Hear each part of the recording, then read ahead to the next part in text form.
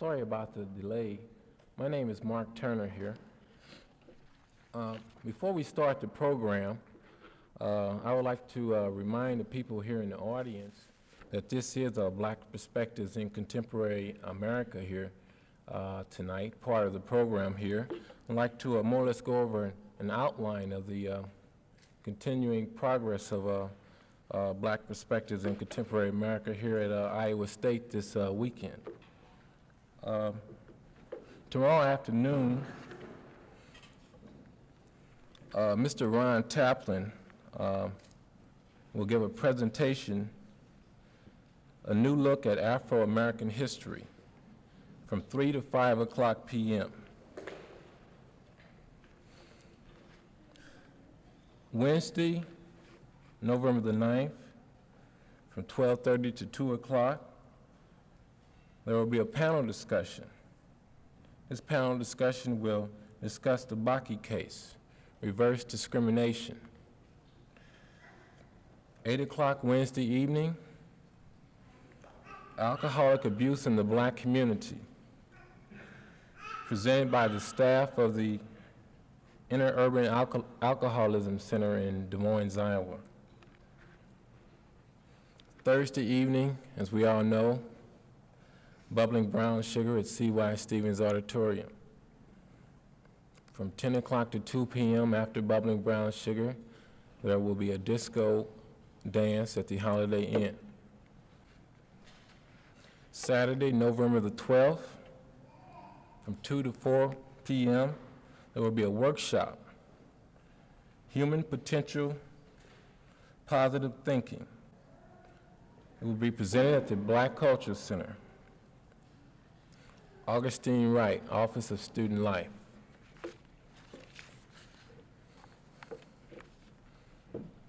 The Honorable Benjamin Hooks was born in Memphis. Judge Hooks practiced law in that city for 15 years, from 1949 until 1965. He served as Assistant Public Defender in Memphis from 1961 until 1964. In 1965, the Governor of Tennessee appointed him Judge of Division 4 of the Criminal Court of Shelby County in Memphis, Tennessee. He was elected to an 8-year term as Shelby County Criminal Court Judge in 1966, resigning in December 1968 to resume the practice of law.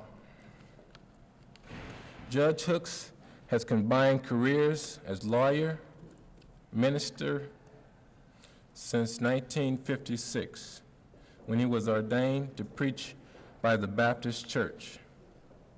He became pastor of the Middle Baptist Church in Memphis in that year, and became pastor of Greater New Mount Mora Baptist Church in Detroit, Michigan in 1964. Judge Hooks has also been producer and host of his own television show, Conversations in Black and White, co-producer of television program 40% Speaks, and a panelist on the television program What Is Your Faith on Memphis stations. Judge Hooks attended Lamoni College in Memphis and Howard University, and continued his education after the war, receiving a JD degree from DePaul University, College of Law, Chicago in 1948.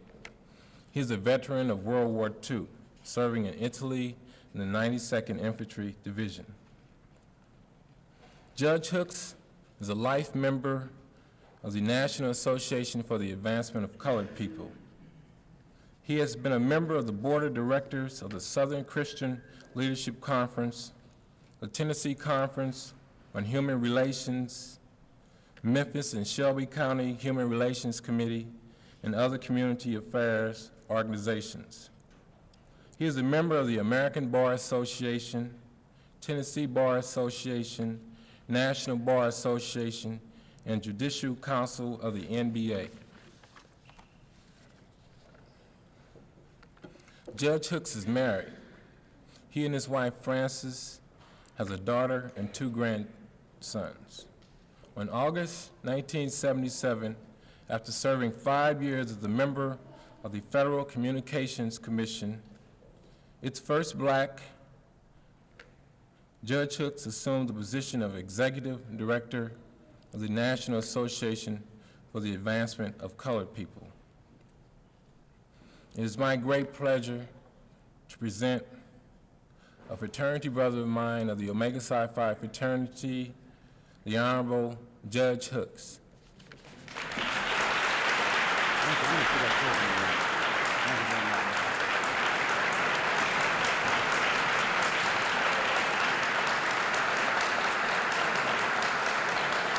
Thank you very much for a very generous introduction, and I hope I can be heard. Can I be heard back there? Cannot be. Which one of these things is on? I guess that's it. For a very generous introduction, and I want to thank all of you for remaining here. I'm very sorry to be late. Not altogether my fault, but you've been very kind to receive me so warmly. I guess I feel like saying to you, as a milk cow is reputed to have said to a farmer back over in the frigid hills of Tennessee on one very cold morning, and the farmer came by and he said to him, "Thank you for that very warm hand. And I want to thank you also for the very warm hand you've given me." I was in Indianapolis last night, and I had to leave there and come to Des Moines and then to Ames, and the weather is overcast, or something is wrong in Chicago. And you know, when you come into this part of the country, it's very difficult to get here unless you go by Chicago one way or the other. I'm reminded of that old story that's told about Atlanta, and it's true of Chicago in the train age and the plane age. It doesn't matter whether you're going to heaven or hell, you got to change planes in Chicago. So I had to come by way of Chicago, and it is gratifying to be here. Now I want to try to say to all of you who've come that it's interesting to see this black perspectives in contemporary America, and I've had the opportunity that maybe many of you have not had to see Bubbling Brown Sugar, and I hope you get a chance to see it. It is indeed a marvelous, marvelous musical. I think all of you will enjoy it. In 1949, I had finished law school in Chicago and went back to Memphis, Tennessee to practice law. I was born in Memphis, raised in Memphis, had my college and high school education in Memphis. But when I came out of the Army in World War II, I had decided I wanted to be a lawyer. The great and marvelous sovereign state of Tennessee had no place at all where they educated black people for the study of law. The closest place that I could attend, therefore, was Chicago. And I went to DePaul University, spent 3 years there. And while I was in Chicago, I met a number of my friends who had formerly lived in Memphis, who had moved to Chicago. And I made a deliberate decision, even though I was offered some flattering offers with lawyers and in political life, to remain in Chicago, because I had decided that I wanted to go back to Memphis, Tennessee, the home of my birth, to try to convert what was a closed, rigidly segregated, boss-ruled, boss-dominated society with an apartheid system that was almost as bad as South Africa. And I wanted to go back to Memphis to help make those changes. And I was advised by so many people how foolish I was, but I went back anyway. And I remember specifically how when I got back there, that even in the courthouse there were all of the obvious signs of discrimination and segregation. They colored the restrooms. When I would go to the jail to visit my clients, they treated me as if I were a criminal. And there were judges who made it known they didn't even want me to come into that courtroom to practice. I remember that if I had a case to discuss with a white lawyer, there was not a single public facility where we could go and drink a Coke or a beer to discuss the settlement. That if I wanted to go to a movie, I had to go down on Main Street and then slip down an alley if I wanted to go. And I decided many years ago that I would never subject myself to that type of thing. One day after I'd been there a short while, I went into the law library situated in the courthouse. And I was told by the librarian that I could not come in. could not use it.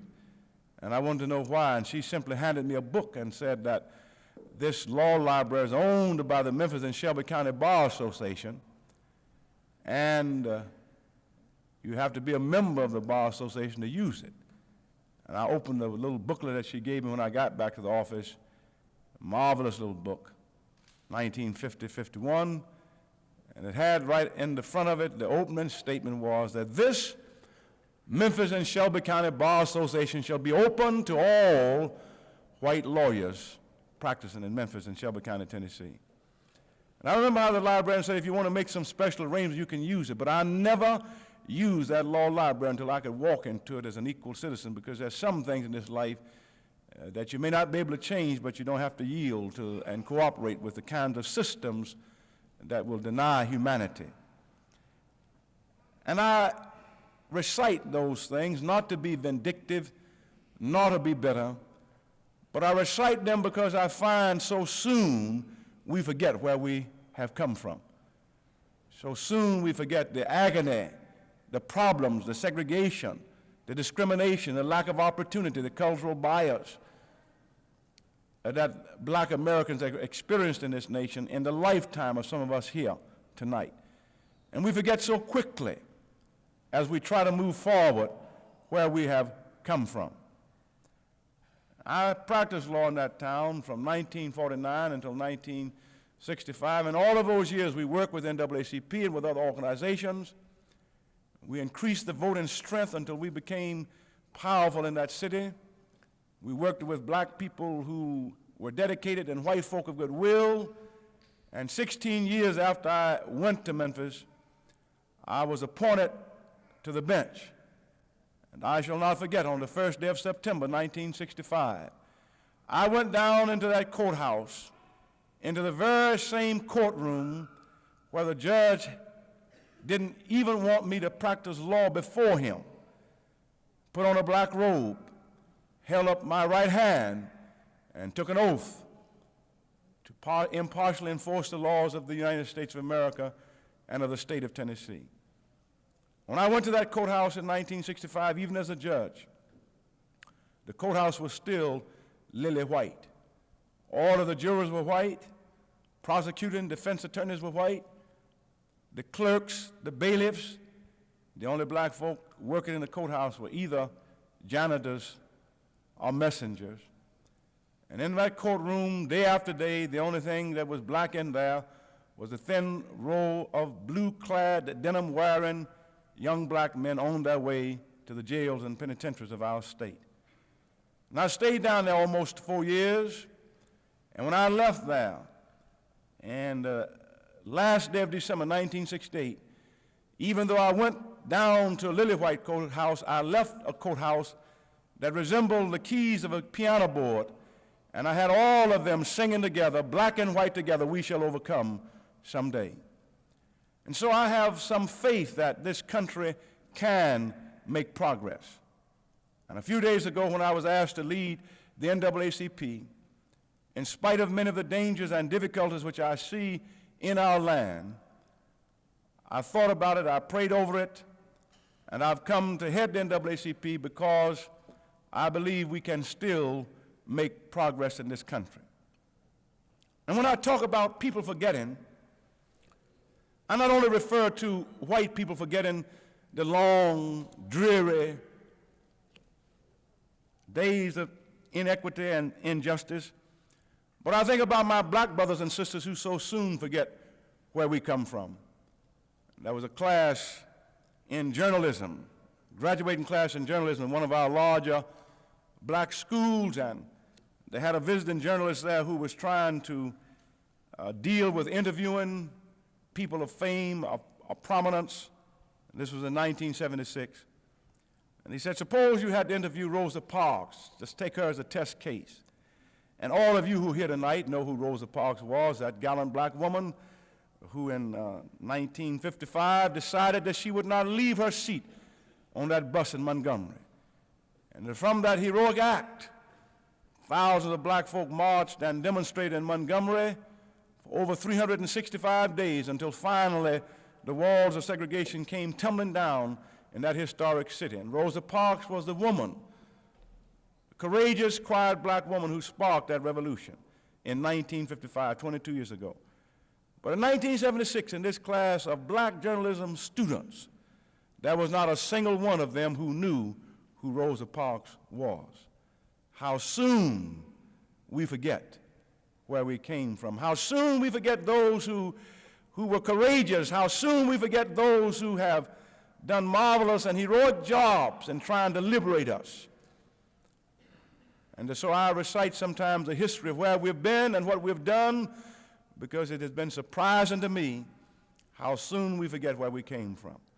And I recite that history because I think it's important to have it as a background and as a perspective in where we're going and what we have to do. I think it was the poet Robert Frost who said, "The woods are dark and deep, but I've got miles and miles to go and promises to keep before I sleep." And I would suggest to us tonight that America has promises to keep before we become that great democracy that we've always bragged about. And I say that without any diminution of my love for this country, but I move around this country and I see all of the conservative moves that are overtaking us in the universities, in labor, in capital, in government. We're living in what some historians refer to and some of our leading intellectuals as perhaps the most conservative period of the last 25 years. And this poses a clear and present danger for where we will go. You talk about now all of the major white news media delight to use the word reverse discrimination. And over again, they keep talking about reverse discrimination. And that word has caused a polarization between the black and white communities. And I want to take 4 or 5 minutes, if I might, and talk about what some folk call reverse discrimination. I don't call it that. I say it doesn't exist. Affirmative action is not now, never has been, and was not designed to be reverse discrimination. If it is not, then what is it? So soon we forget that prior to the middle 60s and the passage of the equal opportunity laws, it was the law in many parts of this country and the custom all over this nation that there were certain jobs that were exclusively reserved for white males. No women need apply, no Asian Americans, Indian Americans, no Hispanics, and no blacks need apply because those jobs were for white males. When I started the practice of law in 1949 in Memphis, Tennessee, had I gone to one of the national banks in Memphis and asked for a job as a teller, said I wanted to be a lawyer for that bank, to start off as a junior officer, doubtless I would not have escaped with my life. And of course, you live here in Des Moines, up north, and you could have gone down in 1949 and applied. They would not have killed you, but they may have sent you to the insane asylum. Because all over this country, there were certain things that were reserved. The sign was up, the sign was out. The corporate boardrooms were white male dominated. Every major officer, every chief executive officer of every major corporate entity in America, for the most part, was white male. This country decided that that was an intolerable condition. And so they started what is known as affirmative action. And what is it? It simply means that you must now give everybody a chance to apply for the good jobs. And so, if there are 40 million white males in the workforce, prior to 1964, 5, 7, and 8, they had one chance for every job in America out of 40 million. They had one chance out of 40 million. Today, they have one chance out of 100 million. They have lost their preferential status, which was guaranteed to them by the customs of this country. And don't fool yourself and don't apologize for it. White males were preferred. The job belonged to them. They have lost that preferred status, and so they cannot deal with it, and they won't say they want to be preferred again, so they prefer to call it, since they dominate the media and have charge of the airwaves, they call it reverse discrimination, and that is a damnable lie, and you and I must have the courage to say it wherever we go. And I'm not apologizing for it, Now let's deal with goals and timetables and quotas. That's the new talk. You know, when I was a boy in school and in psychology, in college, they taught us rationalization. It is the fact that if I went home with as the teacher used to explain it, with a brand new candy bar, and my sister who was younger wanted a bite, and I was too greedy to give her any of it, I would eat the whole bar up and say, "You can't have any." But an hour later, I'd start thinking, now, I should not have done my sister like that. I should not have eaten the whole candy bar without giving her a bite. So then the process of rationalization starts occurring in my mind. And it finally dawns on me, well, I'm a hero. The reason I didn't give Mildred any of that candy bar is because it would have made her sick. And I don't want her to be sick. So I'm a great man. I kept my sister from being sick by eating all the candy bar myself. And this is a process of putrid rationalization which this country is going through. And I will be calling on the news media to stop using these terms over and over and over again that can only contribute to the lessening of communications and dialogue between blacks and whites and male and female in this country, and let us deal rationally with the whole question of reverse discrimination. A quota, by definition, was an artificial ceiling above which one could not rise. And I want you to understand that in this country, there were quotas assigned to Jewish people, and I don't blame them for being opposed to the use of the word quota. NAACP is now, always was, and will forever be opposed to the use of quotas, that is an artificial ceiling. But we are in favor of goals and timetables because long and bitter experience has taught us that without them we can't make it. When I go back to Title VI of the Civil Rights Act and we talk about affirmative action, these companies became adept and whole industries were set up who could write affirmative action programs better than anything you ever saw. They were beautifully done. They described what they had done. We've been to the Uplift League, the NAACP, the Urban League. We've been all over town looking for some blacks and some women, and we can't find any. And so they got by simply by writing the program. And when suits were filed, they would go up and unveil that paper and say, "Here's our program, if Your Honor, please." And the classic case was Judge Johnson down in Alabama in a federal district court. They had the Alabama Highway Patrol in court because in all of their history, they had never found a black who could qualify to be on the Alabama Highway Patrol. And they were under a court order. And Judge Johnson brought the Commissioner of Highway Patrol in over again, and he would say, "If Your Honor, please, I want to comply with the law of the land. I desperately want to have some Negroes on my highway patrol. But you know, if Your Honor, please, there ain't but 1 million of them in this state, and we haven't been able to find a single one yet who meets the high standards and quality of our great Alabama Highway Patrol." And Judge Johnson struggled with that. And finally, to shorten the story up, he said something like this: "All right, Mr. Highway Commissioner, Mr. Highway Patrol Director, I tell you what I will suggest to you. By September 1, you will have at least 10 blacks. September 1 became the timetable. 10 blacks became the goal. And if you don't have them, you will be sent to jail for contempt of court. By September 1, you will have to have them." This didn't happen out of the clear blue sky. It came about because if there is no law, that if the law doesn't have a remedy, then there is no law. And I want you to know that the Highway Patrol had until September 1 to get 10 blacks, and on August 15 they reported we've got 15 because they met the goals and the timetable. And I think we have to understand that now. Don't tell me that goals and timetables are not a part of American life. We've got energy shortage, they say. And so the Congress has mandated that by January 1, 1985, that's the timetable, the cars produced in Detroit must be able to get 28.5 miles to the gallon. That's a goal. And we accept the goal and we accept the timetable. And they told us that if we went over 55 miles an hour on the highway, we'd get a ticket. Now suppose they had said the speed limit is 55, but if you disobey it, you're not patriotic. And we're going to take a look at you and say you can't wear the flag in your lapel. They'd be going 75 everywhere. You know I'm telling the truth. Why is it that when the color question comes up, all of a sudden we get paranoid and schizophrenic and try to pretend that we can't have goals and timetables. The reason that we had them was to bring into the mainstream of American life those who had been by law and custom kept out of the mainstream.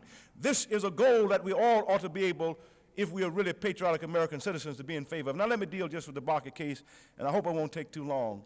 I know you're going to have a panel on it, but there are some facts that you very seldom read in our newspapers. You don't hear it on television. You don't get it on radio. What was the problem? In 1968, in this great noble country of ours, there were close to 9,000 people admitted to first-year medical school. Close to 9,000. Of that number, less than about 275 were black, and about 8,600 white. This country looked at that and said it just can't work that 22, 25 million black folk are knocking on the doors, and we won't let them in. And I want you to understand that this was not just a custom in the law in the South, it was a custom in the North, whether Harvard or Yale, University of Chicago, or the great state schools of our nation, black folks simply were not admitted. They didn't talk about qualifications, they just didn't let you in. That is a historic fact that can be documented. And so we started affirmative action. And in 1976, affirmative action had succeeded, special admissions programs, in having an entering medical school population of close to 1,400 blacks. And we thought and think that's marvelous progress. And let me tell you something else. All of them were qualified. Now, the people are coming up now, this whole jive about best qualified. And nobody can define best qualified. If we could define best qualified, there wouldn't have been a best-selling book written on the Peter Principle that says all of us have been promoted to the level of our incompetence, and there we stop and kill everything above us and get mad because we don't go further. And the Peter Principle is alive and well all over America. Now, but remember something else, that in 1976, not only did we have 1,400 blacks in medical school first-year admission classes, but the number of whites in 1976 had risen from about 8,600 to almost 14,800, a percentage increase of 49%. So I don't believe it's fair to say that black folk are getting all the spots that whites ought to have. If they can go from 8,600 to 14,900, then it seems to me if they want the rest of them, they not only want the cake, they want all the crumbs that would fall from the table.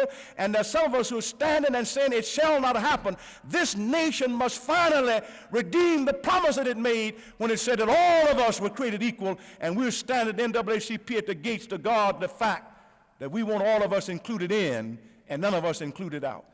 The other thing that you don't read too often, and I want you to mark this down and I can prove it, that in 1973, the year that Mr. Bakke applied for the Davis Medical School and was denied, there were 36 white students who were admitted in that class of 100 who had lower academic averages than Mr. Bakke. I'm sure you didn't hear me. I said there were 36 whites who were admitted who had lower academic averages than Mr. Bakke, and that's a matter of stipulated record in the California Superior Court. But Mr. Bakke did not seek to get one of those 36 spots. He came against one of the 16 that had gone to minorities. I know this great and noble nation is not saying to us that it's all right for a white man to be admitted with a lower grade, but not a single black shall pass. I don't believe that this nation is saying that to us. They also don't tell you that there were 20 whites who had higher benchmark averages than Mr. Bakke who were not admitted. Now, there's a difference between academic scores and benchmark scores, and I need not spend a lot of time with that at a great college campus like this, but the academic average is only one part of the criteria which is used. And the benchmark is a total concept of all the tests, all of the kind of admissions criteria which is used. So Mr. Bakke was number 20 on the waiting list because there were 20 whites who were higher than he, and they don't talk about that.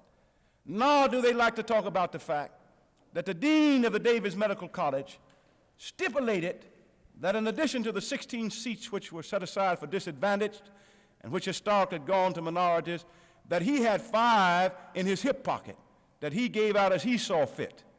And when questioned about who got those 5, he said, well, I usually reserve them for the sons and daughters of alumni or wealthy people who had given us at least $50,000, or for the sons and daughters of the legislators in the California legislature who could favorably influence legislation. But Mr. Bakke did not seek one of those 5 seats, but he came after the 16. Nor do they talk about the fact that in this great nation of ours today, there's 1 white doctor for every 800 white people and 1 black doctor for every 3,800 black people. Nor do they talk about the fact that even though black people constitute 11% of the population of this nation, that we constitute less than 2% of the medical doctors. Nor do they talk about the fact that of all the black doctors and dentists practicing in America today, 90% of them, even after 10 years of affirmative action, are graduates of only 2 schools, and that's Meharry and Howard, predominantly black. And there are 116 medical schools in this country and 54 dental schools, and between them, they've only managed to produce 10% of the black doctors who practice, and that ain't discrimination. If that's not segregation, if that's not looking at the problem through eyes of color, then somebody needs to give me a new mind. I feel like that boxer about the 7th round who was bleeding from every pore, and he got back into the corner, and his handler said, he hadn't laid a glove on you yet, get on in there and really fight. And the boxer looked at the blood running down, he said, well, listen, if he hadn't hit me, somebody better watch that referee because somebody's pounding hell out of me. And I understand that Davis Medical School is a new facility, and there are a lot of our friends who tell us that what we ought to do is get more places. Well, we've expanded. The Davis Medical School went from 50 to 100 in order to bring in some minorities. They don't talk about the fact that Mr. Bakke was turned down in 11 other medical schools that year, and one of them was his own alma mater, the University of Minnesota, where supposedly they knew him best. And you see it said over and over again that the only reason that he wasn't admitted was because he was white. But the fact is, one of those 11 medical schools that did not admit him did not admit a single black in that year. Now, why did he miss out on that school? And they don't talk about the fact that the University of California Medical School at Los Angeles was in existence for 50 years from 1920 until 1970 before they graduated their first black doctor. Color was a problem. Not the way we smelled or the way we looked, not because we didn't have the brains to achieve or the capacity to make it, but because we were black, they told us to stay back. And if color were the cause of the problem, there's no way from the top side of heaven to the bottom side of hell to solve it without taking color into consideration. And we shall insist that somehow or the other we redress that.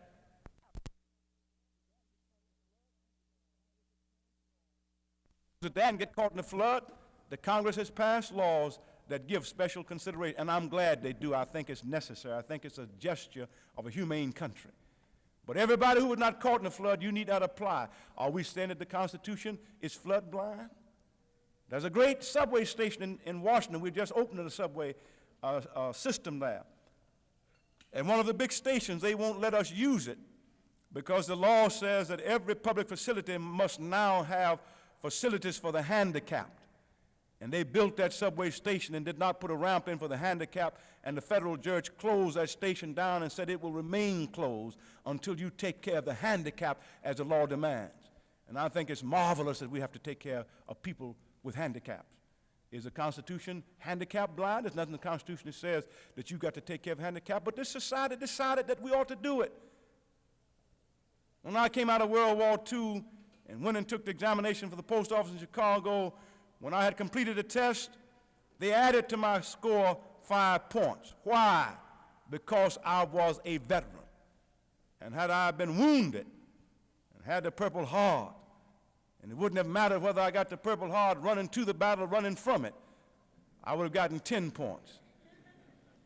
Think of all the women who couldn't be in the Army, who got shoved back by those 5 points. Is the Constitution veteran blind? And there was a very interesting case in Massachusetts the other day that you don't see much about in the papers. A woman said, I took the civil service examination for assistant district attorney, and I finished number 17, and I should have been higher. But when that great state got through giving the men all of their veterans preference, I was dropped from 17 to number 118. And I think that I have been discriminated against. And so she filed suit against the veterans' preference. And a lower court agreed with her and said she had indeed been discriminated against. And I guess they were saying that the Constitution was veteran blind. And there's no reason just because we spent a few days in the Army that we ought to get all of this preference, a GI Bill of Rights, free tuition, lower insurance premiums, buy a house for small interest rate. But the United States Supreme Court about 3 weeks ago decided that the Veterans Preference Act was constitutional and that this society had a right to compensate veterans for the experiences they had had. And I like the decision, obviously, but what I'm saying is that if we can have all of this special legislation designed to give people some compensation or special consideration for past things that they have undergone, why is it that the government could give me 5 points because I gave them 2.5 years of my life, when as a black citizen in Memphis, Tennessee, they took all of my life, and now they say the Constitution is colorblind and they're not going to do anything about it. That is a monumental deception, and I have no hesitation in denouncing it wherever I may happen to be. Now, the problem in this society is that some people have been kept back, and when they've been kept back, then it required special treatment to bring them forward. And that does not mean that I'm around advocating that women or blacks or Hispanics or Asian Americans or Indian Americans won't produce the best their brain has to offer. But I tell you, it will be a sorry day in this country. Leave all of the minorities out of it, just for white folk alone. It will be the sorriest day that ever came if we decide that the only thing we're going to look at is simple academic excellence, because we will make paranoid schizophrenics out of everybody in college, because they will know in the first year that if they're don't have a perfect 4-point average, that they have no chance for graduate school, which means the pressure on teachers and on them will be intolerable, and we're going to turn out a whole generation of folk who will have burned that midnight oil so that they will have lost all the social graces. And I'm not at all sure that I necessarily have to have the man or woman who has the best brain. I want somebody who's caring and concerned and humane and who's looking forward to helping make this nation a better place. And even today you'll have people telling you that this emphasis on grades is distorted. And then the next thing is going to happen, they're going to ask, is a 4-point average from Harvard better than a 4-point average from West Texas State College? That somehow there's something about Harvard a little bit better, and they're going to start grading colleges, and the pressure will be intolerable. Never in the history of this nation have we said that academic excellence alone is enough. And I'll cut out a story in the paper today where a woman was just suspended from medical school.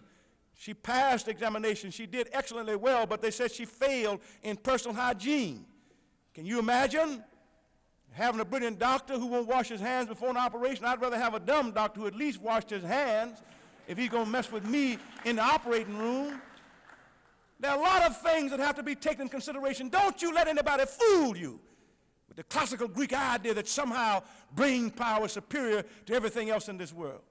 Loyalty and truth and devotion and upward mobility and aspirations have something to do in this world, and we must not ever say that we're going to turn the world over to the most brilliant people. Dwight Eisenhower didn't finish number 1 in West Point, but he gave orders to number 1.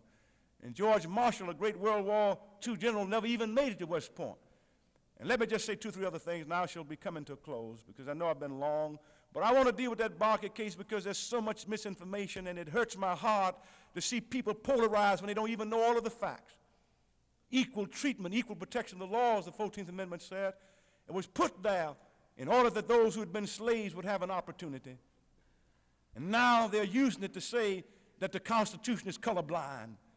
And I hear those who stood in the schoolhouse door 22 years ago and said, black folk shall not pass, now piously wringing their hands, saying that the Constitution is colorblind. And they're not concerned about the fact that we've stood outside the House of Plenty and knocked. 1:45 now. The rain is heavy. The winds are blowing high. And we've been knocking on the House of Plenty where you're dry and warm. And there were some folk in the House of Plenty who said that we ought to be in the first place. But the majority didn't want us in. But finally, because we knocked so hard and threatened to blow the house down, they had a vote and said, let them in. And you opened the door so we could come in. And then as soon as we stepped in the door, somebody looked at us and said, but you can't come in unless you're dry. We're saying that if you kept us in the rain, we're going to come inside and dry out like you dried out by not standing in the rain. And this is the problem that we face in this country, trying to come inside the house of plenty and the house of opportunity. If I had 2 sons, and one of them, the doctor came by and said, I only have enough medicine for one of your 2 sons. And this boy here is sick, and I've examined him thoroughly, and I'm convinced that if he doesn't get this medicine within 24 hours, he will be dead. But I only have 1 dose.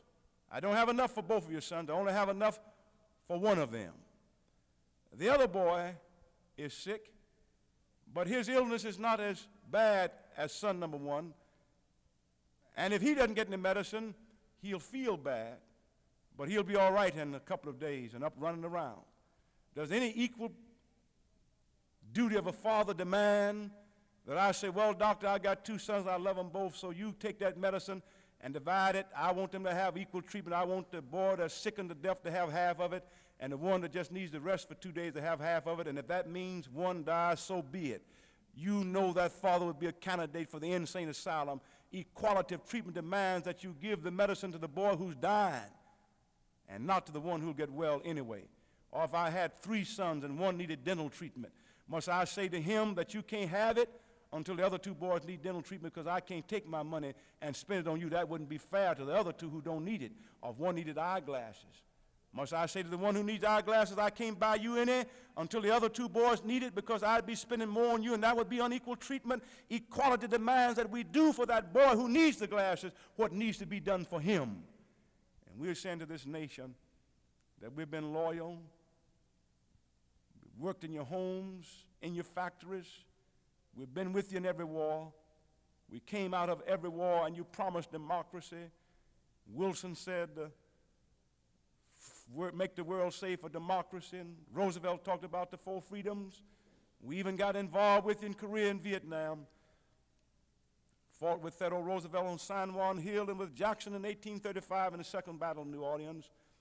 We died by the hundreds of thousands in the Civil War.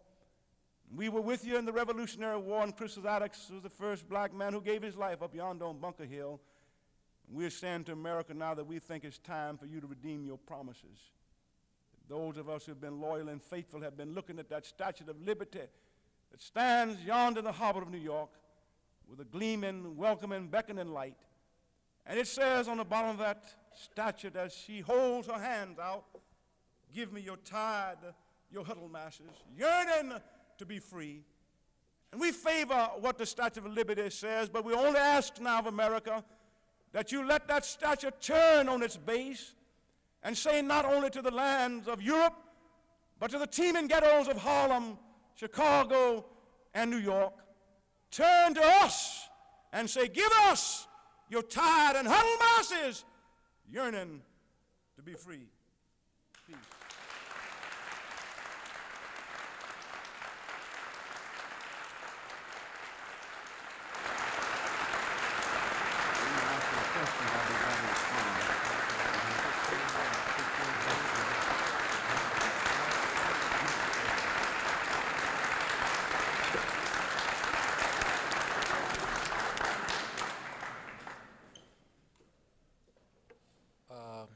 Dr. Hooks is willing to answer any types of questions or anything of that nature for about 15 minutes. So just like, okay.